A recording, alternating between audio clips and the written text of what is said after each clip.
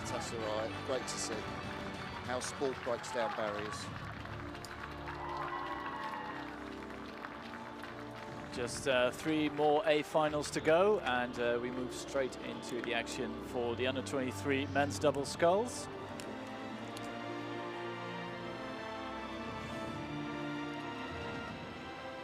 And already lined up at the start: Lithuania, Ireland, France, Italy, Portugal, and Germany. And great lineup here.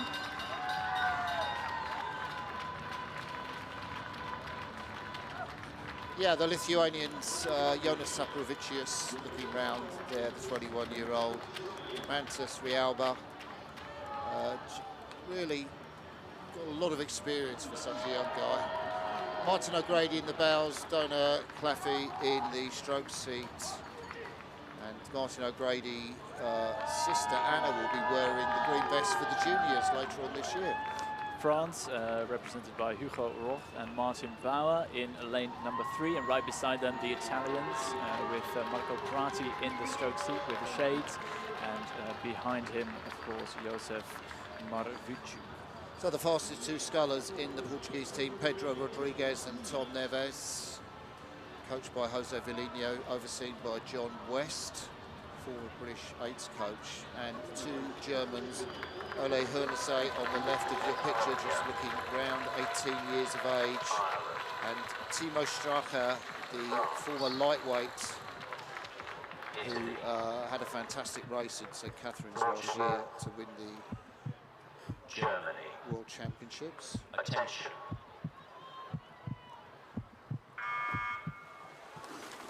I'd say Germany went off really well there. Yeah, I'd say Germany going well, and a very quick second and third stroke from these 2 athletes. France absolutely flying out of the blocks here, and the French 55 strokes a minute, Martin. Yeah, and Marco Prati, the Italian, they had this thing from the guy who learned to row from the Ravenna club. His hero's Bruno Rossetti, took bronze in the Olympics back in Tokyo in the Italian 4, also from the same club in Ravenna. But they have this thing where they look down, his head goes down. I don't know whether that helps them get the rating higher, but I kind of want his head more upright, I guess, or more up in the boat. Yeah, but it might be a sort of a personal preference. I mean, I could imagine it keeps you a bit more centered in a way, but yeah, we're in the second 250 now, and a good start. Look at the Irish, the double from the Emerald Isle, now leading in the opening stages, and going with them that crew from Lithuania, tracking them very nicely. France also now coming a bit to the fore, and the quick starting Germans, the combination of Strache and Hohense, despite that very quick first few strokes, Martin, now already feeling the strain a bit, and the Irish really taking this by the scruff of the neck.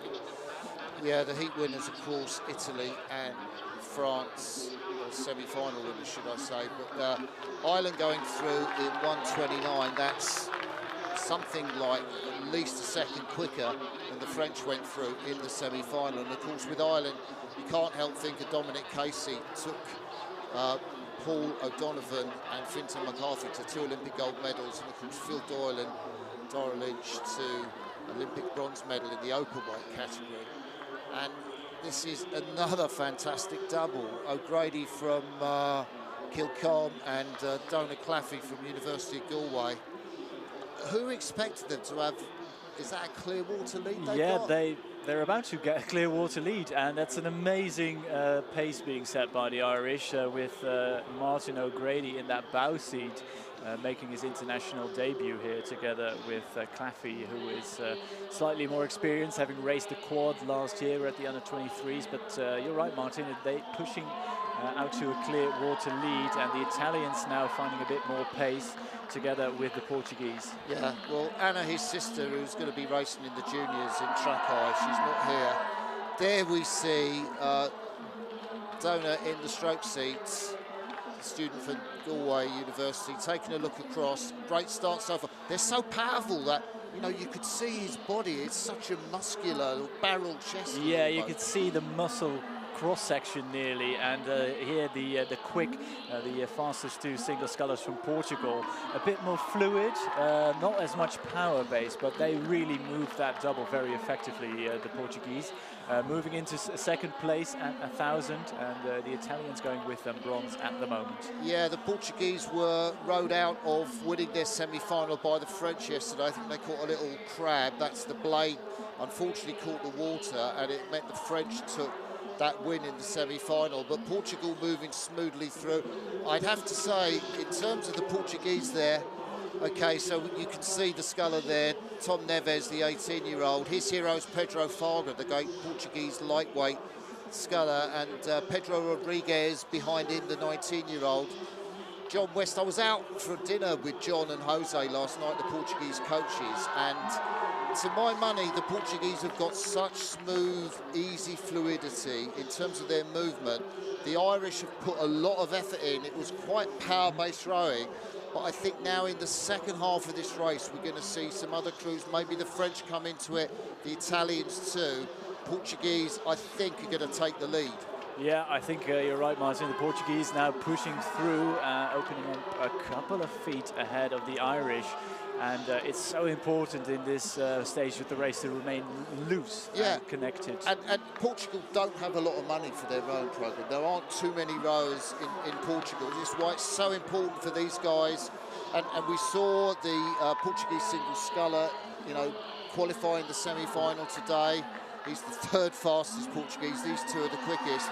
And they go through 1,500 metres with less than a second lead over the Italians, who are charging now. They've come back into the picture.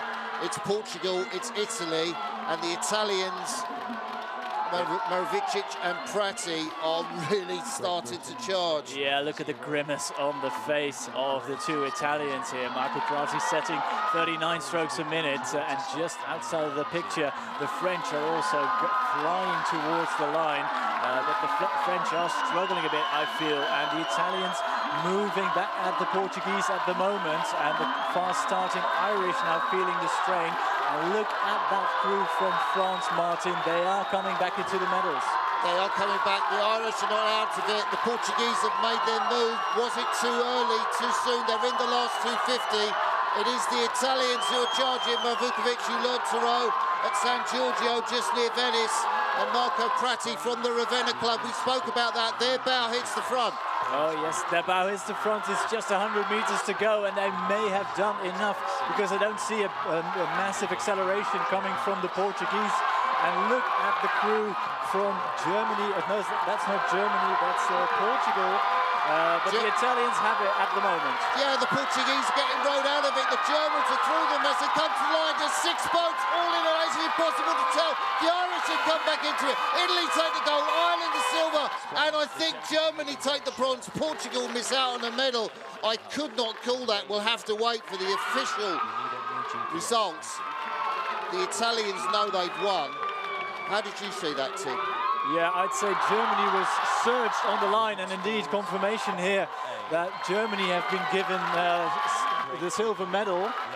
Ireland just 1/100th of a second, Martin. How did they find that last 500? I thought they were done with the effort they put into the first quarter, Tim. Oh, and such disappointment for the Portuguese combination. And they had a medal until the German charge, and you know, fantastic for them, and Anna Reichsbacher, their coach, that these two guys could really put it together. Timo Straka, who knows how to win close races. He did that in the lightweights. He won that place on the podium today. Italy take the gold, Germany the silver, and Ireland the bronze. Wow, that was exciting. There's the Portuguese, absolutely gutted. Really feel for them. They were so close until that late charge, where the entire field was, well, Constantina back into each other, with the Italians having done just enough to get the gold ahead of Germany. I don't think the Portuguese could have done any more. I mean, they made a great move. They were sculling well. You know, it's just the competition. And literally, Tim, there were 6 crews overlapping each other as we came up to the finish. If If we had another replay, look at the replay and see how close it was. What's the margin between those? Yeah, so 6 crews. 6 crews within, well, only Lithuania was out of it, but the top 5 crews were within a second and a half of each other. Yeah. And even Lithuania, you know, not so far off. What an event, what a race.